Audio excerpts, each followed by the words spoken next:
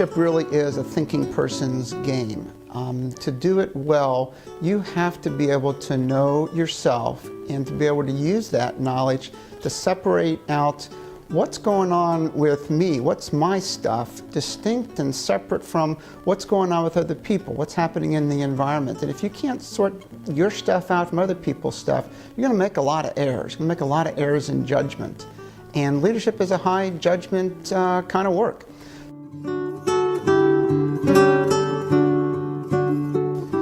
The work that we do is not therapy. Therapy in the clinical sense begins with the assumption that there is a patient and there is a doctor, there is a sick person and there is a healer. And the work that we do does not begin with that assumption. The work that we do begins with the assumption that you as an executive, you're probably doing pretty well.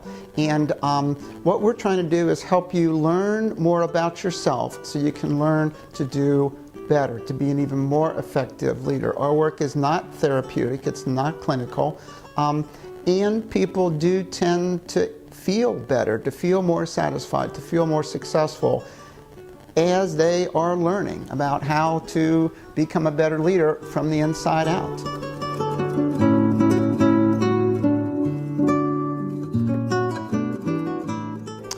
Oh, sure. In our work over the years, we've seen all types of different people, all kinds of people go through the change process. What we're clear about is that anybody who has the proper motivation and some proper guidance, they can change. You really got to want to. You got to have that fire in the belly. You got to have good reasons why you want to go through the development process, why you want to change.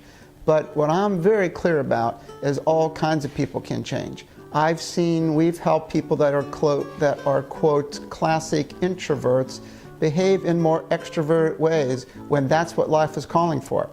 We've helped classic extroverts learn some of the ways of introverts, like stopping and reflecting and thinking before they talk, when they had the proper motivation. We've helped type A people slow down a little bit, think a little bit, reflect a little bit more. Don't be so focused on the next goal, the next goal, the next goal. There are times when it's appropriate just to relax a little bit. It may only be for 5 minutes, but if you don't have the awareness of how your old habits are driving you, you don't get the chance to change. So yeah, all kinds of people become executives. There's no perfect personality type to be an executive. What it takes is a high commitment to serve the people, serve the company you're working with, and then a high commitment to serve them by becoming the best leader you can be.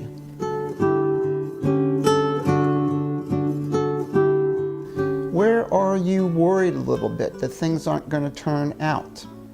When you think about your relationship with your relationships with your top lieutenants, which of them are you worried whether or not they're really following you?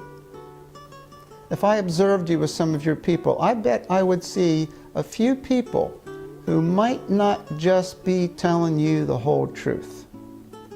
What do you think? Do you think all your top people are telling you the truth all the time, or they're holding something back?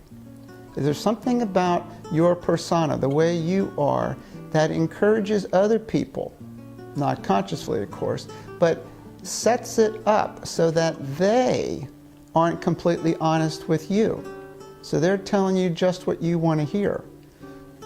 When you think about it, we all have places in our life that aren't particularly working well, that we're concerned about, we're worried about. Now, if upon examination you don't have any of those areas, then I'd say, boy, you do not want to spend your time and money on coaching.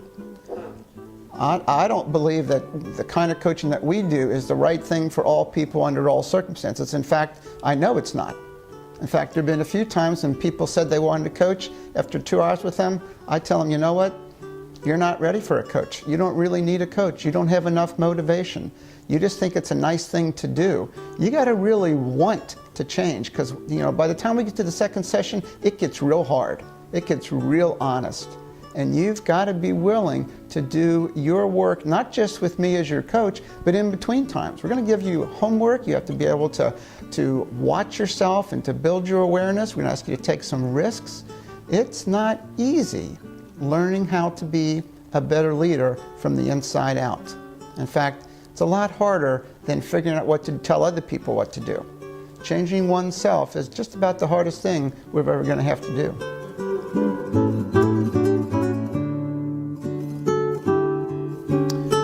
Well, I think that for a leader, knowing herself, knowing himself is extremely important today, and maybe it's more important now than ever before. I can't say for sure, but one of the things that I know is that things are changing very rapidly today. The speed of technological change forces change throughout all the markets, throughout all the work processes at a dizzying pace.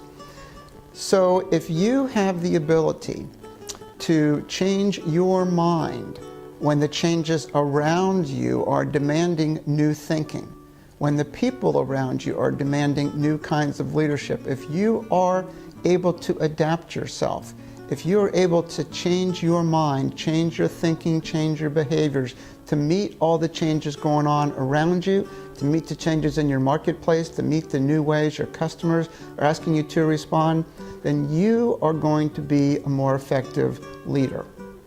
If you're still using the same practices as a leader that you used 20 years ago, the chances are good some of those practices are out of date. If you're still using the same habits you developed 15 years ago, chances are good some of those habits might not be effective anymore.